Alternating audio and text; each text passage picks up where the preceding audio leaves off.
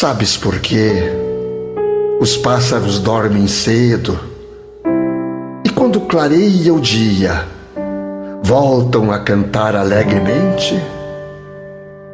Eles anunciam um novo recomeço.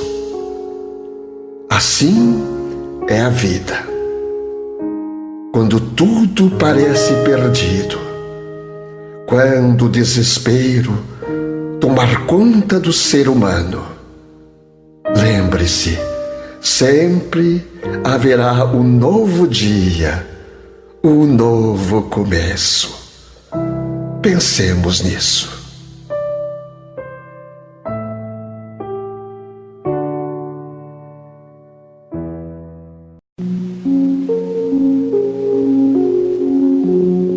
Senhoras e senhores, muito bom dia.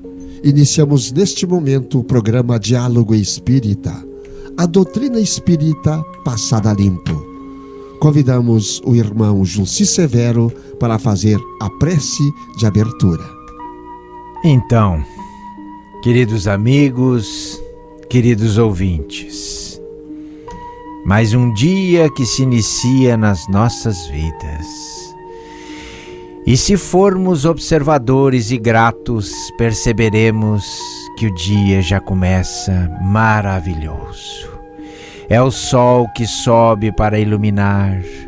É toda a criação divina, perfeita e maravilhosa e equilibrada, a sustentar o nosso ir e vir, que recém vai iniciar.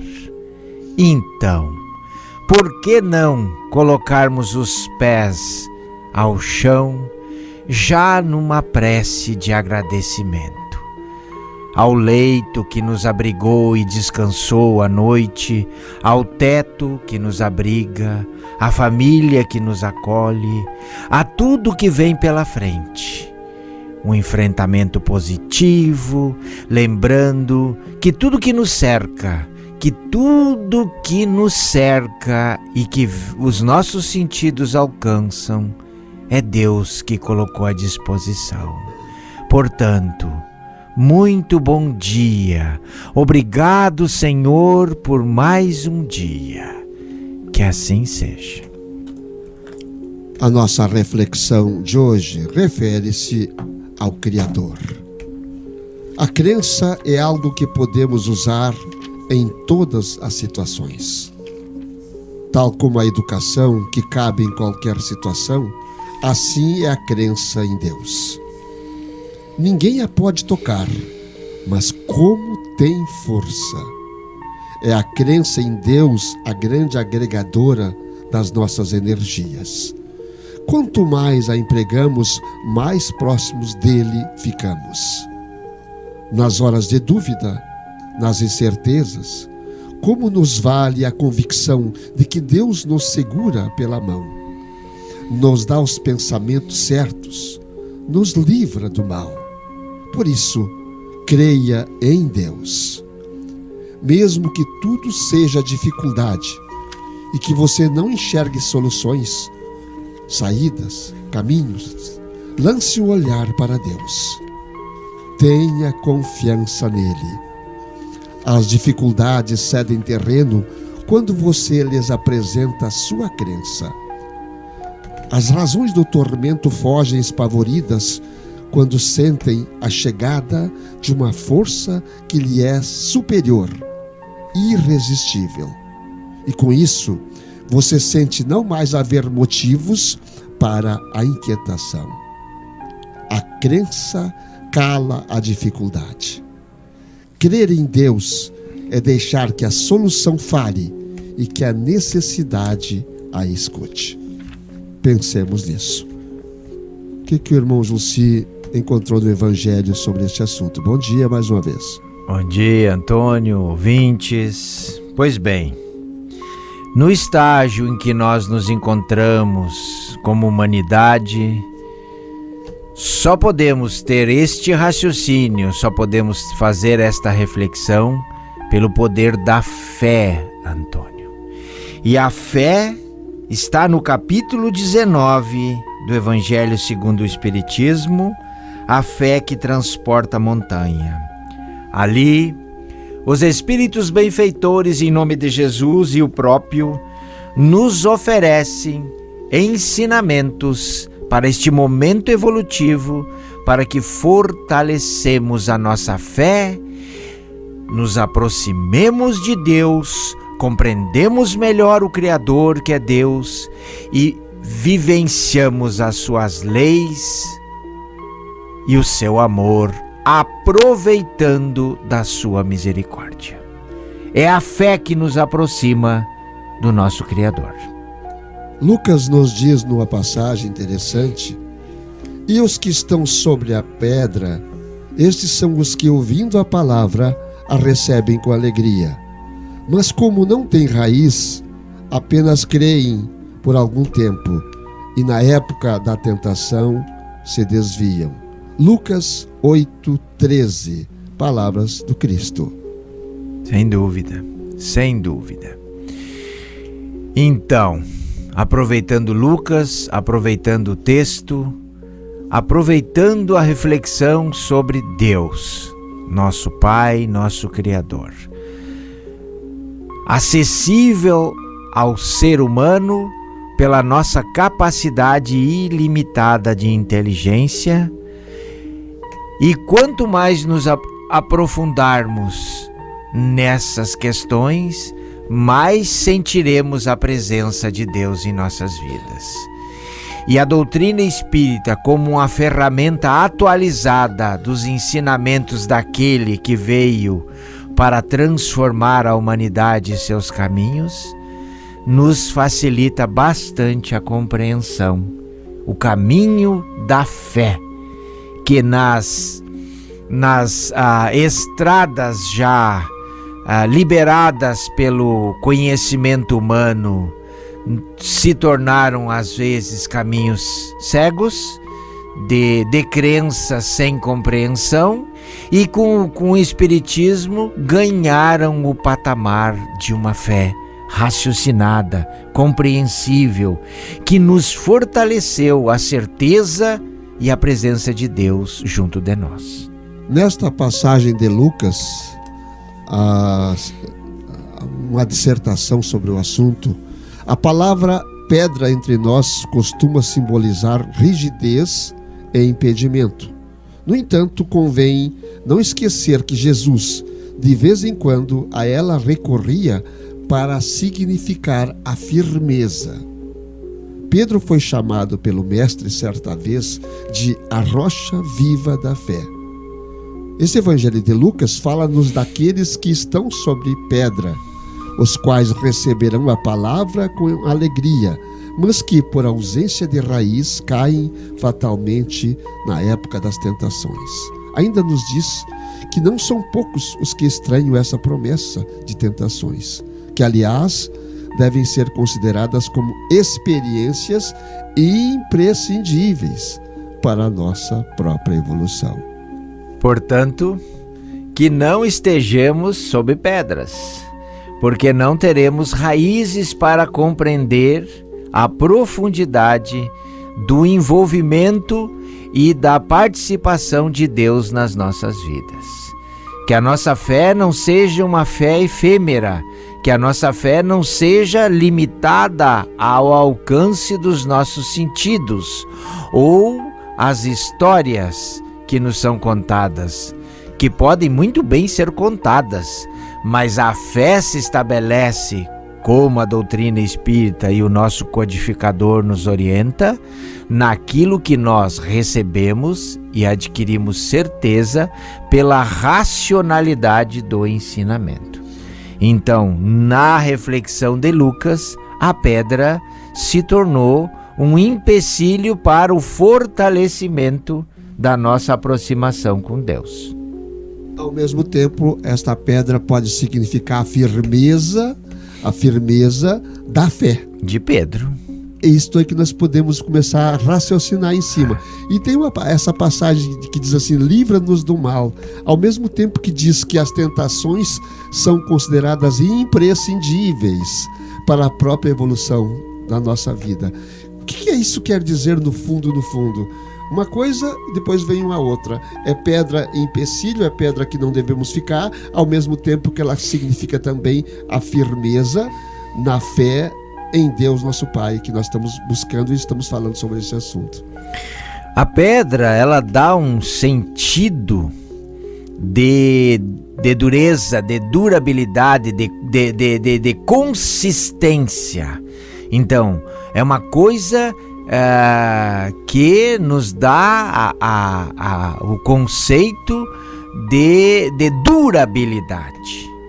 Então, este foi o conceito que Deus lançou para Pedro quando falou que a fé dele era uma pedra, porque tinha o conceito de durabilidade, de certeza, de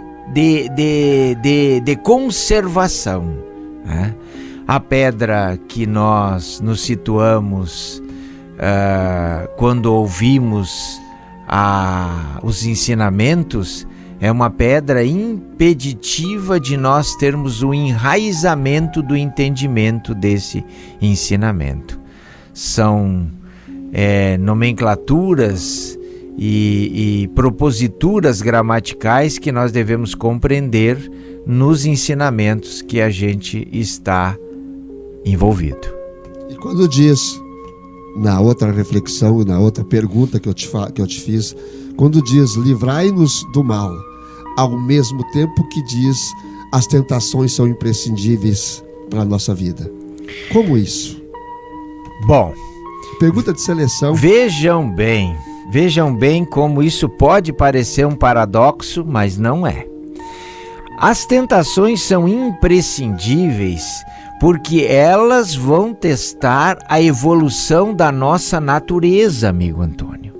Como a gente vem de ciclos anteriores de inferioridade em outros reinos e adquirindo no reino hominal a inteligência ilimitada, a emoção e o sentimento, para que isso possa ser conduzido para o lado da iluminação a que todos nós estamos fadados ou estamos endereçados, há necessidade de testar o nosso comportamento. E as tentações testam o nosso comportamento, porque vem de fora algo que vai testar o que nós temos dentro de nós. Por exemplo, se eu te xingar em aramaico, tu vai ficar sorrindo, porque tu não entendeu o que eu te disse.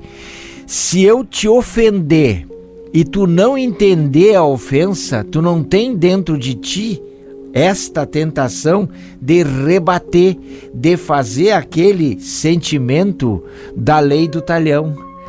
Tu tem o sentimento elevado da amabilidade, da mansidão e da passividade.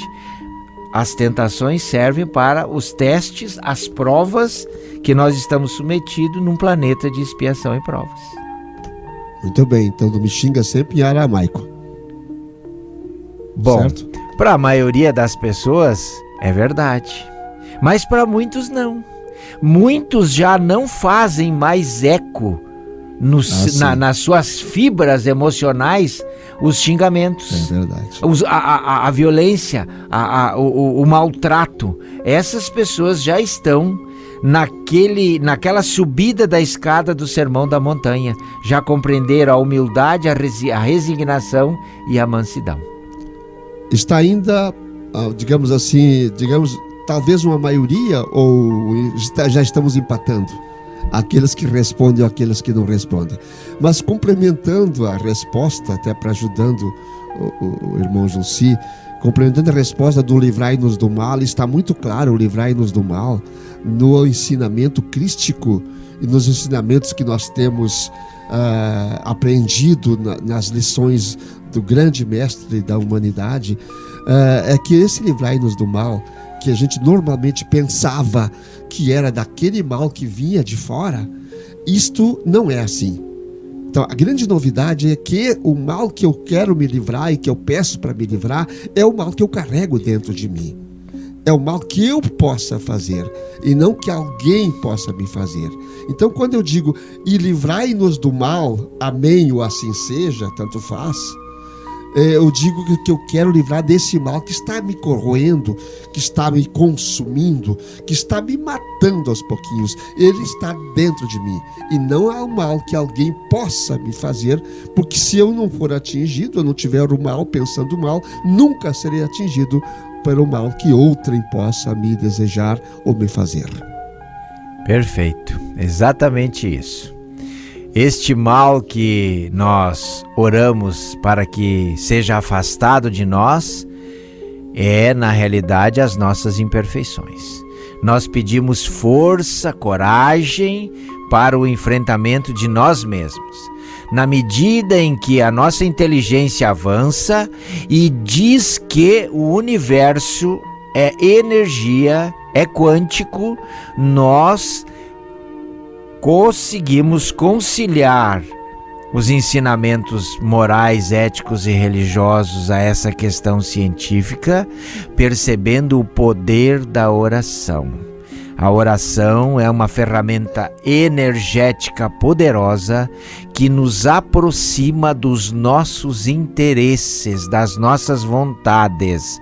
Portanto, tem aquela oração positiva em que nós nos dirigimos a Deus, a Jesus e aos espíritos benfeitores, pedindo por nós, agradecendo e pedindo pelos nossos semelhantes, e tem aquela oração negativa que eu maldigo a vida, a humanidade e os outros. Também é energética e também produz resultado. Pois é, mas vivemos tempos conturbados ainda. Agora estamos no mês natalino, e que é o mês que nós deveríamos ter mais consciência do que o Mestre Jesus veio trazer para a Terra. Mas quando os tempos estão muito apressados, muito corridos, muito atrás do material, da coisa temporal, esquecemos um pouquinho deste ensinamento maior que era amai-vos, assim como eu vos amei. Esse é talvez o maior ensinamento do Cristo para nós. E vivemos conturbadamente em desalinho com esse ensinamento. Será que nós... O que nós estamos falando aqui parece uma coisa fácil, estamos falando. Será que isso é realmente fácil de fazer, de cumprir com esses ensinamentos? Será que isso é tão fácil assim, como nós falamos aqui? Será que no primeiro xingamento ou buzinaço na rua eu já não respondo da mesma forma? Será que eu posso treinar para que isso não aconteça? Acho que sim, né, José? Sem dúvida, sem dúvida. É para isso que nós estamos na carne. O nosso planejamento incluiu nas suas metas, nas suas programações, incluiu certamente o enfrentamento dessa situação, dessa animalidade presente dentro de nós ainda. Mas o Natal, como tu falavas, Antônio, representa, e as pessoas vão dizer, mas como ele gosta dessa palavra, representa outro paradoxo. Mas eu estou para redefinir este momento, porque o Natal, para a maioria das pessoas, tem um significado, e para outros, que talvez sejam a minoria, tem um outro significado. Entretanto, como tudo que na vida nós experimentamos no nosso estágio evolutivo, o Natal também representa a opção dos seres humanos em evolução. Então é muito aceitável para aquele que estuda a evolução da humanidade, portanto estuda a evolução do movimento religioso, perceber porque Jesus, a sua existência, a sua palavra e o seu ensinamento, no mês que se comemora o seu aniversário, tem o seu espaço reduzido. Muito embora as pessoas se tornem no dezembro mais afáveis, mais amoráveis, mais alegres, mais gentis, e aí eu diria porque a energia deste mês ela é diferente, então tem a ver com o nosso Cristo planetário. Na realidade, elas representam aquilo que elas são. Então, nós não poderíamos esperar de uma forma surpreendente que as pessoas no mês de dezembro transformassem os seus hábitos e os seus costumes dos restantes dos meses do ano em algo extremamente louvável sob o ponto de vista ético e moral. Não, se festeja mais, se alegra mais, se torna mais feliz o ser humano, mas é naquilo que tem o seu hábito, Antônio, nos seus vícios, nas suas manias, nos seus comportamentos rotineiros, que ainda estão longe de serem os necessários para a nossa evolução. Então a mudança tem que ser a partir de janeiro. Janeiro, fevereiro, março, abril, maio, junho, julho, agosto, setembro. E o dezembro será naturalmente igual aos outros meses. Isso. Quem sabe a gente começa a treinar isso. É. A ser bom, não só naqueles dias natalinos, mas a ser bom a partir de janeiro. E se continuar a ser bom, a não responder à buzina estridente que te xinga, a não responder em aramaico ou qualquer outra língua a um xingamento de alguém que está nervoso, que está carregando muito lixo. Podemos aliviar o lixo dele com pensamentos bons para aquela criatura que está em estado muito nervoso, né? Está a ponto de cometer uma barbárie contra um semelhante. Por que a gente não começa a fazer esta mudança em cada um de nós? Por quê?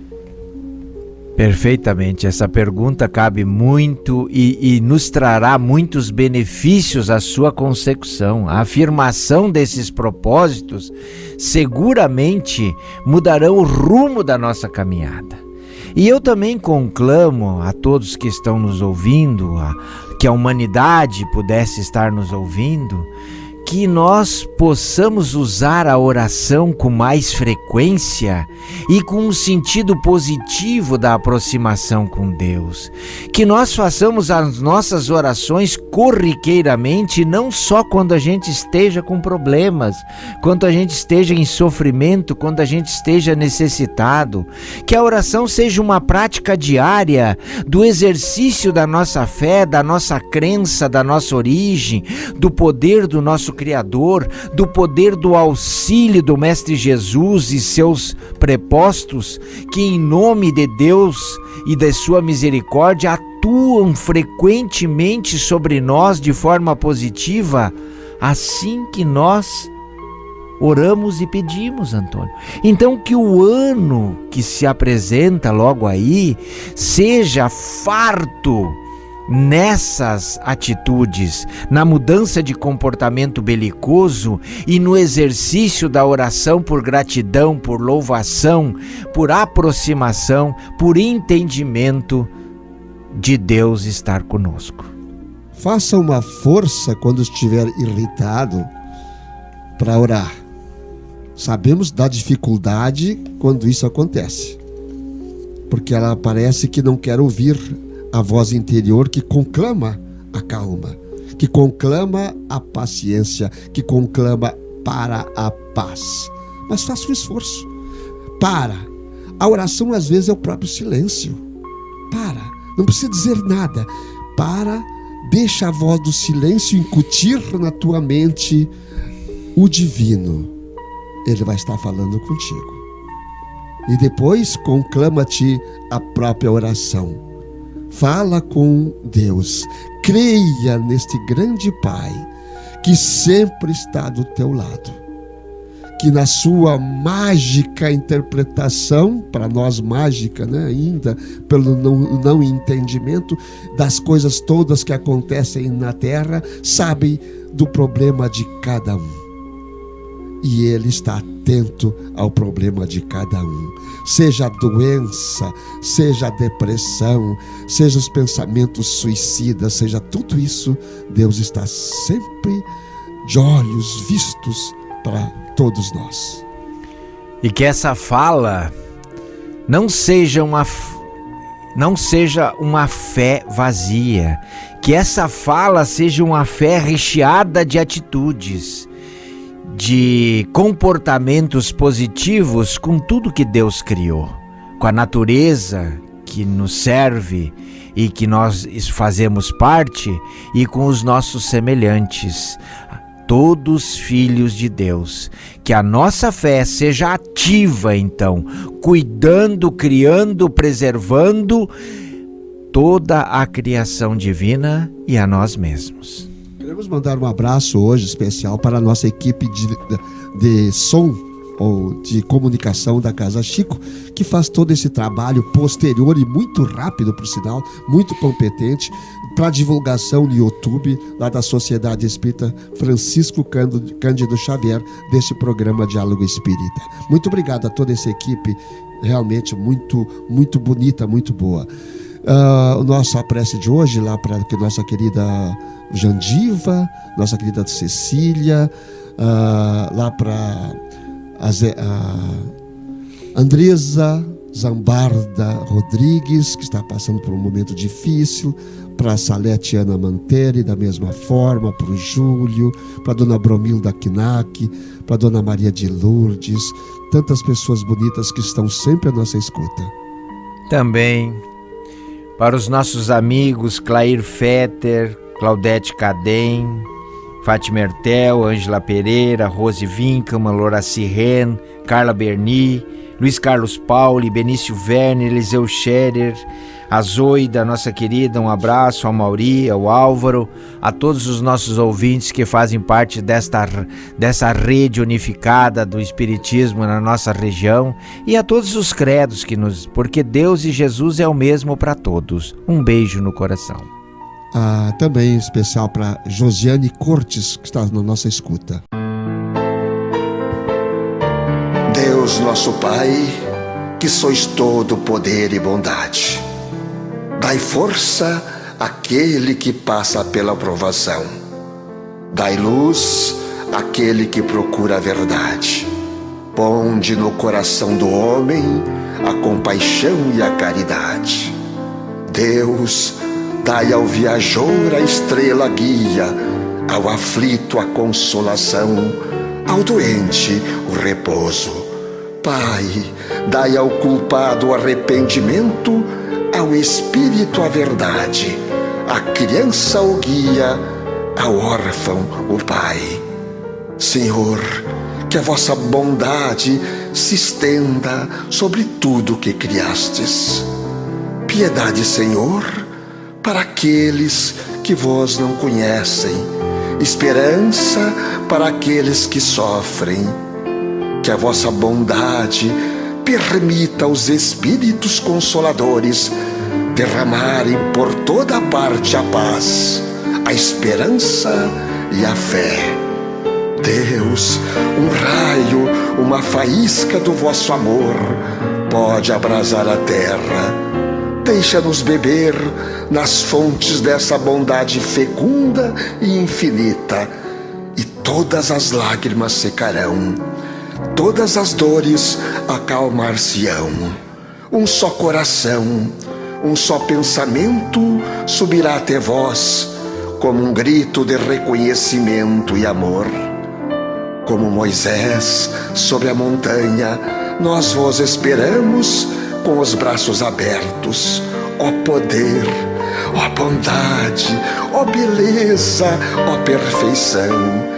E queremos de alguma sorte alcançar a vossa misericórdia.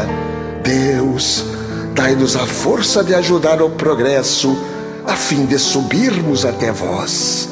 Dai-nos a caridade pura, dai-nos a fé e a razão, dai-nos a simplicidade que fará de nossas almas o espelho onde deve refletir a vossa santa e puríssima imagem. Que assim seja.